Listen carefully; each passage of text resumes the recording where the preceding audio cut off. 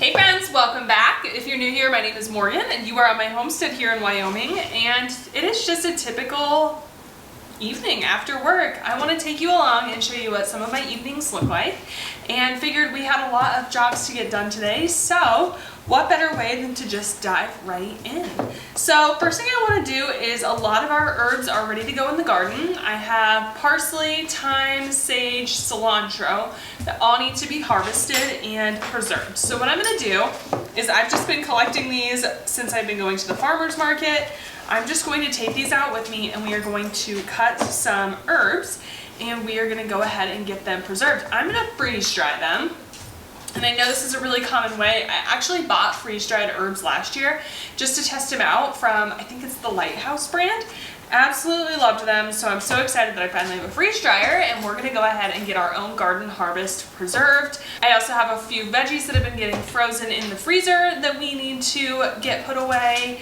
And then we'll just kind of see where the night takes us. So let's jump out to the garden and go get some of our herbs harvested.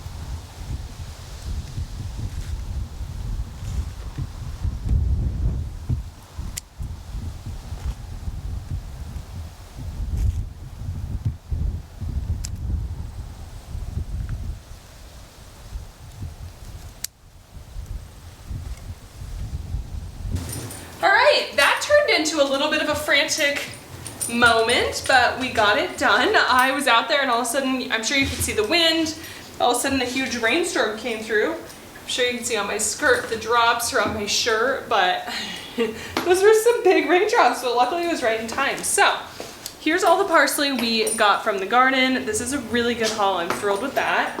Here's the sage. It has some bug damage, and because the rain happened, I was just taking stock. So we'll go through and pull off just the leaves. And then here we have all of our thyme. I'm gonna leave it on the sprigs, and then we can pull it off as we finish freeze drying it. And then here I have some cilantro. This is not from the garden, this is just from the market, hence why it's already in here. But my cilantro went to seed while we were honeymooning, but that's perfectly fine because what I can't grow, others can, so we're gonna get this preserved up as well. So first thing I need to do is just get everything washed, and then we'll get it going on the trays. All right, so for this, I like to just use my salad spinner. Oops. And I like to just kind of toss everything around, get these nice and clean, and then we'll spin them and lay them out on a towel to further dry. These are some big cilantros, holy moly. Look at the stalk on that thing, crazy.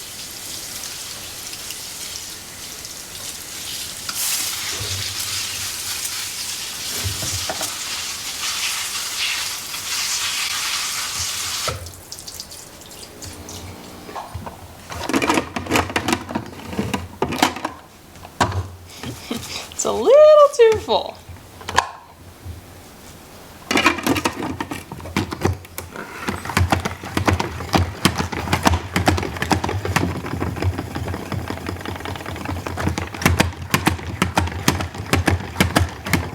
Alrighty, and then here I just have some nice clean towels. I'm just gonna lay everything out. This is all our cilantro. And we're just going to dry this off here.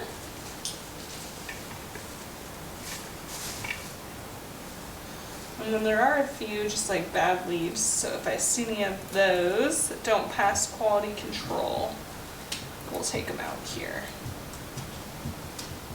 All right, while the cilantro is drying, I'm gonna go ahead and start pulling sage leaves. This is kind of a tedious job, so what I like to do for things like this is, and honestly, I don't really mind that there's like bites taken out of that because we are going to crush this up. So if there's any that aren't looking great, I'll leave those, but I'm gonna go ahead and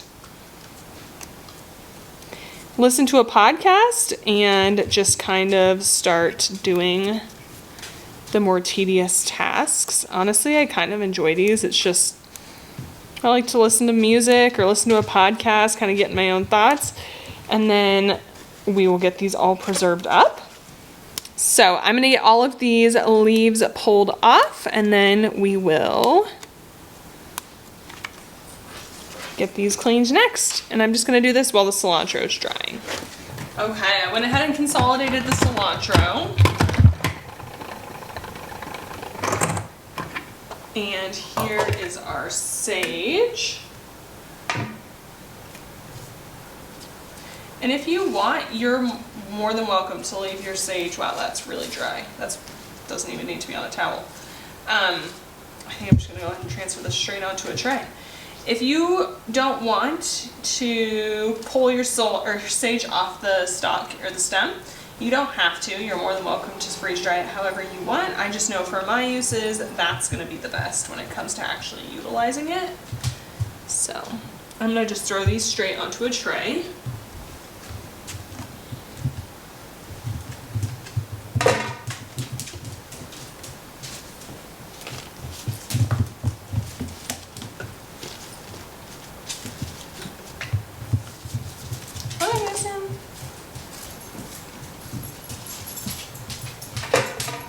Next, we're gonna get our thyme washed. Let's maybe do this in batches. We have a lot. Start with that.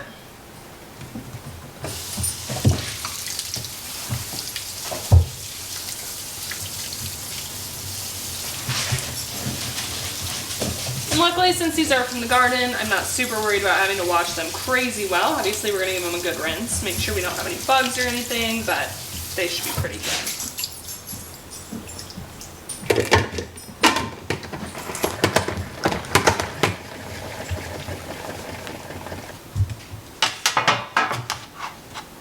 All right, and these really dried well as well, too. So I'm just going to put them directly on. I don't feel like they need to dry much more. I am going to pull them off of these tall branches or twigs just so that they lay a little bit flatter. You don't want stuff to be too tall in the freeze dryer. Okay, I'm on my second tray, but I wanted to show you how to push it off. So you can see this main stem. Grab the section that's at the end of the main stem and then push upward. So it'll go like against the grain, and that will pull off all of the leaves, and then you can go ahead and pull the rest of the main stem. So again, I just follow the main stem up. You'll see where it ends, and then you can get the individual stalks, stems, I don't know what those are called, off of that stem. All right, friends, so you can see how huge the stalks are on this cilantro. So all I'm doing is just going through, and if there's any bad leaves like that one, I'm pulling them out and I'm just cutting the leaves off of the stalk. When they are that large of leaves or of stems, I find them to get tough and the flavor's not as good. So I'm not being a perfectionist by any means, but I am pulling the leaves off. If you were using, smaller cilantro, or it was out of your garden and you could control how big the stalks or stems get, you could definitely leave them on. But since mine are just so big compared to the leaves, I'm gonna go ahead and just trim them off. So again, tedious job, but it's mindless, and I kind of just like to get in my head and do my thing. So I'm gonna go ahead and get this done, and then we'll move on to the parsley.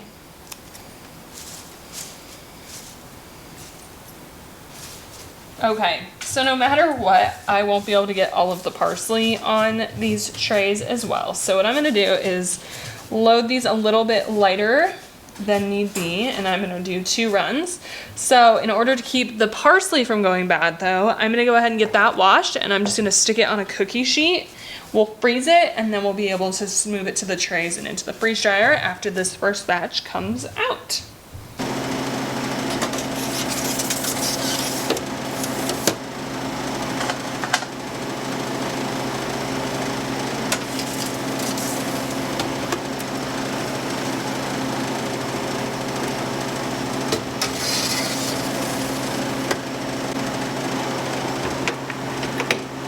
All right, for our parsley, since our stems are really big here as well, I'm just going to break them off here.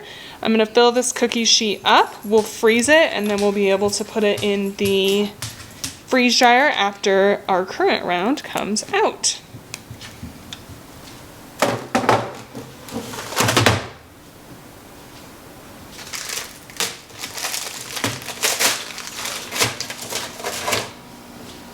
All right, next we need to get these all packaged up. So these are just green beans and zucchinis from the garden that I flash froze, and I'm gonna now put into individual serving size bags.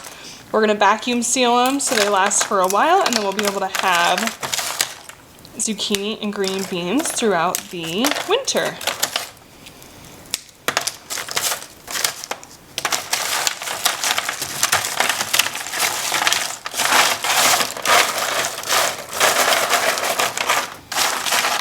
So now that I have all of the vegetables broken up, I am going to go ahead and package them up. So what I like to do is think about how I might use them. So I know that the yellow squash that I have cut into squares, I want to use in a casserole that we really enjoy throughout the winter.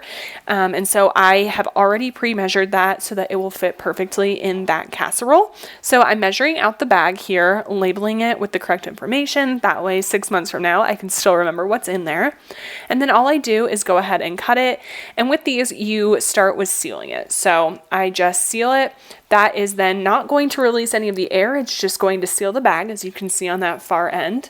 I'm going to load it up with the yellow squash. Again, this is already pre-measured and it's ready to go. The recipe I like to use for it is called Aunt Fanny's squash casserole, I think. You can Google it. It is so, so yummy. And it's really just one of those treats that is perfect in the winter and goes well with honestly any kind of meat. It's a perfect side that just really fits everything. So now that I have them all kind of individually broken up, I'm going to go ahead and add them into the bag, and then we're going to go ahead and seal them. One thing that's really important when you're sealing the bag is to make sure that you get the bag completely flat. If there are any wrinkles in the bag, it's not going to seal properly, and at least I know with my food saver, it will just keep running the motor. It will never stop and seal it. So it's important that you get it laid flat. You can see here, I like to get it as flat as I can, and then there's a little pocket inside the food saver. So I go ahead and tuck the top of the bag in there, and that holds it flat. Then I pull it out just a little bit. If I leave it in that pocket, it won't seal. But if I pull it out just a little bit, once there's a little bit of pressure on it, I find that it will get that seal perfectly flat, and it will honestly seal so, so fast, and I don't have to worry about the engine just continuing and never stopping without sealing the bag. So that's a little hack if you have a food saver and struggle with getting it flat. That is what I like to do. But here you can just see I did go ahead and pre-portion all of the vegetables. So I like to make them so it's enough for 2 people for a meal. And then it's really easy. If we have more than 2 people over, I just grab out a few bags, but then I don't have to worry about wasting any of the vegetables when it's just Sam and I. All right, friends, our kitchen projects are done for the day. Now we're going to make dinner, although we're still in the pantry challenge, so you'll have to go over to that video if you want to see our dinner. We're having a shrimp pasta tonight. So I'm gonna get that done, do some laundry, and then later tonight we might walk around the property or go into the garden, but wherever we end up going, I will take you with us. So I'm gonna go make dinner and I will catch you when it's done. All right, friends, so it has been storming all night, so we are finally gonna go out and feed the chickens. We didn't get to have a walk or anything like that, but we're gonna go get everyone fed, and then we're just gonna have a relaxing night, playing some cards and maybe watching a show. So let's head out there. Hi, boys. Hi, guys.